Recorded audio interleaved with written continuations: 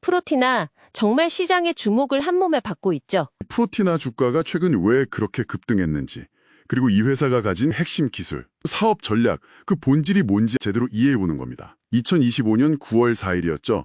프로티나 주가가 장중에 무려 28% 넘게 확 뛰었어요. 표면적인 이유는 글로벌 투자은행 JP 모간이 프로티나 지분을 샀다, 이런 소식 때문이었는데 10% 이상 지분 보유 공시가 뜨면서요.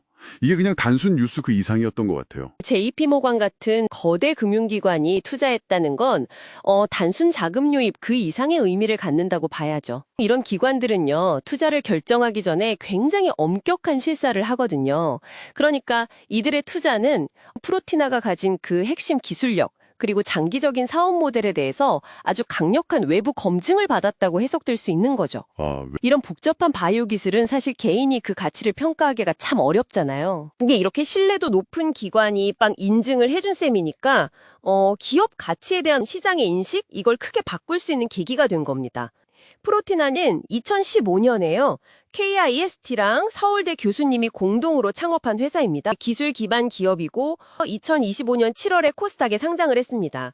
신약 개발 전 주기를 지원하는 게임 체인저 플랫폼 기업이 되겠다는 겁니다. 구체적으로 어떤 사업들을 하나요? 주요 사업 분야는 신약 개발의 중요한 단서가 되는 바이오마커를 발굴하거나 또 특정 치료법의 효과를 보일 환자를 미리 선별하는 진단법, 이걸 동반진단이라고 하는데요. 이 동반진단 개발, 그리고 항체 신약 자체를 발굴하는 거, 이런 분야들을 다루고 있습니다. 그럼 이 모든 것에 기반이 되는 핵심 기술이 있을 것 같은데요. 단일 분자 단백질 상호작용 검출, 영어로는 SPID라고 부르는 플랫폼 기술입니다. SPI, 우리 몸속에서 단백질들이 서로 어떻게 상호작용하는지 이걸 분석하는 기술인데요.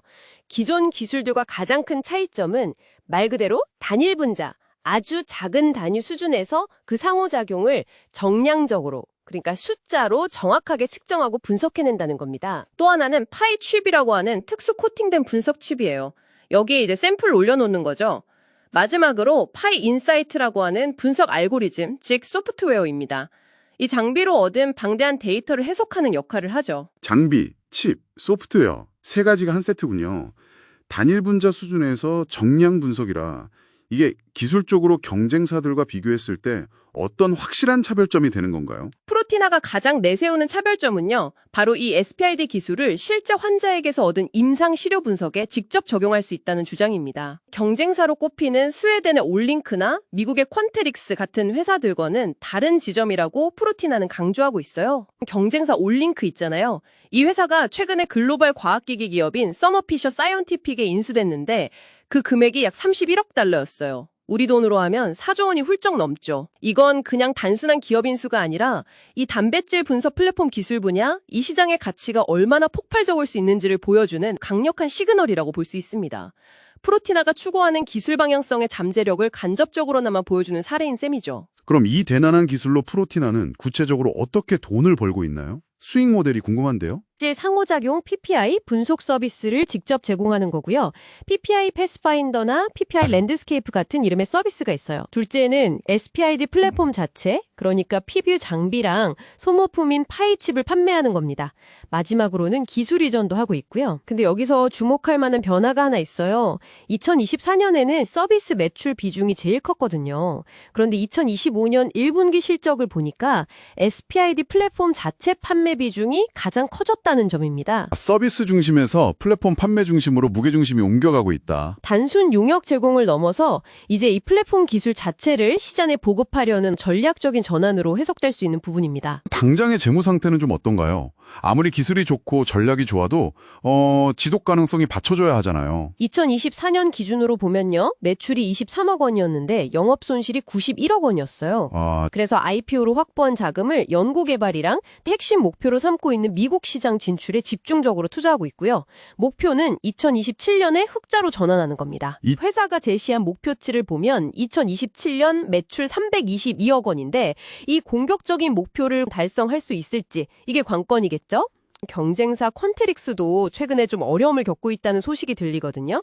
이걸 보면 이 분야의 기술을 실제 사업으로 성공시키는 게 결코 만만치 않다는 현실도 인지하고 있어야 합니다. 그럼에도 불구하고 이 회사가 그리고 있는 미래 청사진, 어떤 돌파구를 마련하고 있을까요? 핵심은 크게 두 가지입니다. 미국 시장 진출 그리고 AI를 활용한 항체 신약 플랫폼 개발입니다. 미국 시장을 공략하기 위해서 클리아 인증, 이게 뭐냐면 미국에서 임상검사를 수행하려면 반드시 받아야 하는 표준 인증인데요. 이 클리아 인증을 받은 실험실을 인수하려고 추진 중이고요. 그리고 더 나아가서 SPID 기술로 얻게 되는 방대한 단백질 상호작용 데이터 있잖아요.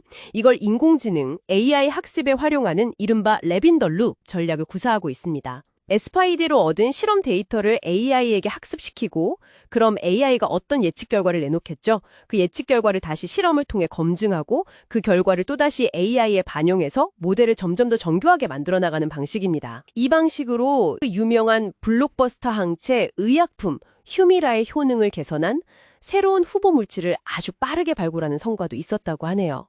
한번 정리를 해보자면 JP모간 같은 주요 기관의 검증을 받은 독자적인 SPD 기술, 이걸 무기로 가지고 있고 프로테오믹스나 진단 그리고 AI 신약 개발이라는 고성장 시장을 동시에 노리는 상당히 야심찬 바이오 기업이다. 이렇게 요약할 수 있겠네요. 투자의 관점에서 본다면 현재의 재무적 위험, 그러니까 계속 돈을 쓰고 있는데 언제 흑자로 돌아설지 모르는 불확실성, 그리고 미국 시장 진출이나 거대 기업과의 경쟁 심화 같은 사업화 과정의 허들, 또 기술 자체가 워낙 빠르게 변하는 분야니까요. 내재된 위험 요인들도 명확히 존재한다는 점은 꼭 고려해야 합니다.